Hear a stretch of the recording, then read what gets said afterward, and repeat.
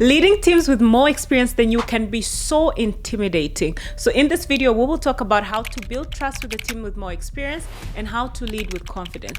Hi, I am Lilian. I am a leadership coach and I also lead a team of over 120 healthcare workers. In every single leadership role that I have had, the teams have been much older and much more experienced than me. I'm talking about 10, 20 years of experience. The number one tip is shifting from authority to influence. That whole command control leadership style no longer works these days. You need to learn how to influence people. Think about the leader that was most influential to you. How did they behave? They probably cared about you. They asked questions about yourself. They were interested in your development. They were interested in supporting you and making your job easier.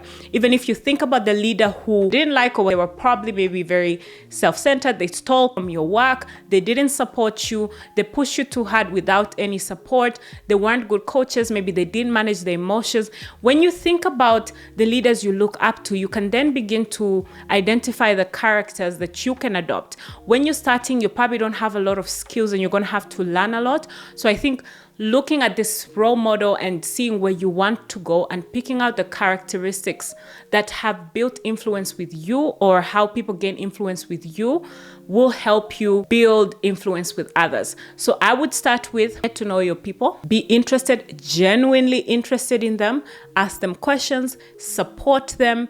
And part of influence is having the ability to communicate a compelling vision and direction. So you need to understand what you're there to do, what's the vision of the company, what is the strategy to get there, communicate that with confidence. And then also lead softly. You don't need to remind everyone that you're the manager, that you are the leader, that you are the boss. When you find yourself having to say, hey, I'm the boss, so you gotta listen to me, you've already failed. So think about the boss or a leader that has gained influence with you. Think about how they did it and then think about how you can incorporate that into your leadership practice. Tip number 2 is to check your insecurities and your own vulnerabilities. I find that a lot of times we project our own insecurities. When you're starting something new, your confidence is low. You may feel like other people are judging you. You may feel that you're not good enough or you don't deserve to be in the seat that you occupy. A lot of times when people are insecure, other people feel it. When you don't feel like you deserve to be there, other people also feel that, do they really deserve to be here? If you need to get a coach so that they can coach you through some of the insecurities that you're feeling, but also talk positively to yourself. You're going to learn a lot. You're not going to know it all, and that is completely okay. I find that having that humility and being able to show up and say, hey, I'm still learning, I don't know this, and lean into people's expertise and ask them good questions makes you come across as more confident and also helps you work through the insecurities that you may have. Over time, you will develop that confidence as you continue to gain more experiences. Tip number 3 is build relationships and establish trust from the onset. Now, trust takes a bit of time to build, but it takes a moment to break. How I would go about building trust is using one-on-ones to connect with your team. One-on-ones is where the real leadership happens. This is where you're connecting with people, you're asking them questions. It's an opportunity for you to coach them. It's an opportunity for you to learn about them. So if I was starting a new job completely, I would have one-on-ones with each team member to learn about them, understand how they experienced the previous leadership and what they want to be better, understand how they like to be led, understand where they need support, understand them, understand a bit about their personal life. Who are they? What do they want to do? What are their goals? And this can only happen through that one-on-one time. And you being proactive about following people and asking them, what do you want to see better? Doesn't mean that you're going to do everything that they say, but having that proactivity and checking in with people is really helpful in building trust. Getting to know people and being curious about them also puts them at ease. In the same way that you're nervous, your team is also nervous about having a new leader. They may have had negative experiences with the previous leader, or they may have extremely positive experiences and are nervous that might change with you being there. So you need to reach out to them, learn about them, ask them what worked well previously, what didn't work, so that you can actually start to sort of incorporate some of these things in your leadership practice. Ask people about their strengths, their motivations, their preferred leadership style. What support do they need? Tip number 4 is define clear goals and a vision. Now, how do you define this? First of all, you need to speak to your boss. You need to understand your role and what you're there for. What are you leading? Where are you heading towards? What was done previously? What could be improved? You need to have a good understanding of the programs that you're going to be leading, of the teams that you're going to be leading, and where they're heading. Even a team with more experience and more technical knowledge needs guidance. They need a North Star. So you need to understand, what are we trying to achieve, and communicate how success will be measured. You need to communicate how the person's expertise or the team's expertise fit into this mission or into this vision that you have for the team. In the beginning, we want to prove ourselves, and we may want to make changes quickly. Slow down. Don't make any quick changes.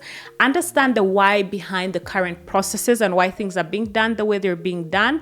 Understand what it would take to change these processes before you then want to change them. I find that a lot of leaders who come in and they just want to scatter everything and start again, they haven't built the trust yet.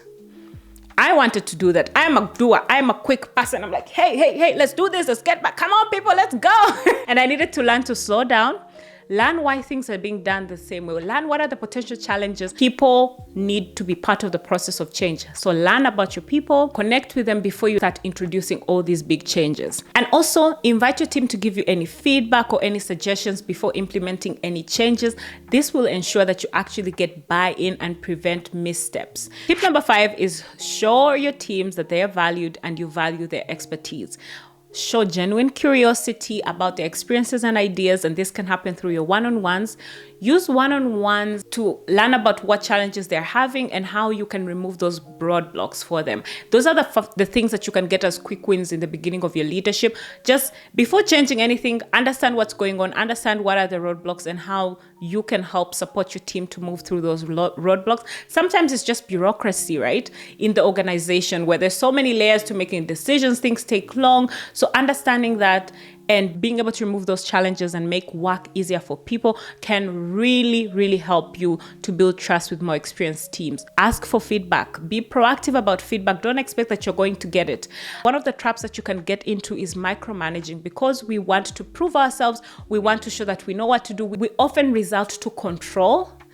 We need to give people ownership over their work, especially people who have more experience. They know what they're doing. So involve them in decisions. Let them know that you're there to support them, but let them figure things out, problem solve for them. Learn how to coach so that you can be able to coach your employees and help them problem solve themselves without you always having to be the person that solves the problems. If you micromanage everyone, you are going to get burnt out very quickly. Tip number 6 is to establish your unique value as a leader. A lot of times we get stuck thinking that if I'm not an expert in this field, then I cannot give any value. We often underestimate people skills, which are so important. The number one thing that has enabled me to get better jobs each time has been people skills. The communication, the emotional intelligence, being able to coach people, being friendly, people feeling good around you, being able to balance being direct with also being friendly. You don't have to be besties, but create an environment where people feel safe, where people can speak up, where people can give feedback, where people can laugh a little bit around you. It's not all serious. Those things are so underestimated, but they literally make the day-to-day work of leadership. There's other strength like strategic thinking. Yes, it is a skill that can be learned. Being able to manage your emotions, help others manage their emotions and navigate their interpersonal conflict is something that you're going to bring. And then as well, with leadership, a lot of our positions are very hierarchical. So you being there and being able to be almost like the advocacy piece, something that you can establish as a unique value. You can advocate for your teams, you can get them more resources, you can help them better themselves. A lot of times when we've worked a certain way, we may not see ways that we can improve and get better. You're coming in with a different perspective, and that is actually a strength. Another way that you can establish your unique value as a leader is being generous with your time and support, obviously within reason. I find that a lot of times we get overwhelmed as leaders, we close our offices and we're in meetings back to back, and we often don't really interact with our teams a lot.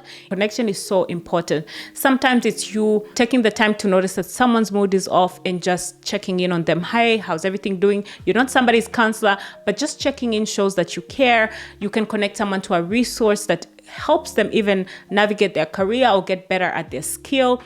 There's so many ways that you can be generous with your time and support. I find that a lot of times, because I have a coaching background, I spend a lot of time actually coaching my own direct reports. And that's been a useful skill. So whatever skills that you may have that are different, that add value, use them in your leadership as well. You need to position yourself as an empowering leader rather than a competitor. You're not there to compete with your teams. You're there to empower them. You're there to support them, to make them better. You're there to challenge them to grow. You're there to set clear goals and visions. You're there to remove roadblocks. You're there to show them a North Star, to show them parts of themselves that they didn't see, to help them connect better, to help them build their own careers as well. So you don't have to compete with them. You don't have to know it all. You can learn a lot. You're going to have to do a lot of work to get up to speed. However, you are still valuable as a leader even when you don't have as much experience as everyone that you're leading. I hope this helps you establish your value as a leader, but also see yourself as a valuable member of the team, and that you do have a lot to bring to the table as well and to contribute to your teams, even though they're more experienced than you. Thank you so much. Comment down below if you've tried any of these tips and how they went. And then if there's additional tips that you may have, you can help someone out. Like, comment, share, subscribe, and I will see you on the next video. The next video is going to be about having effective one-on-ones, and I will link it somewhere above.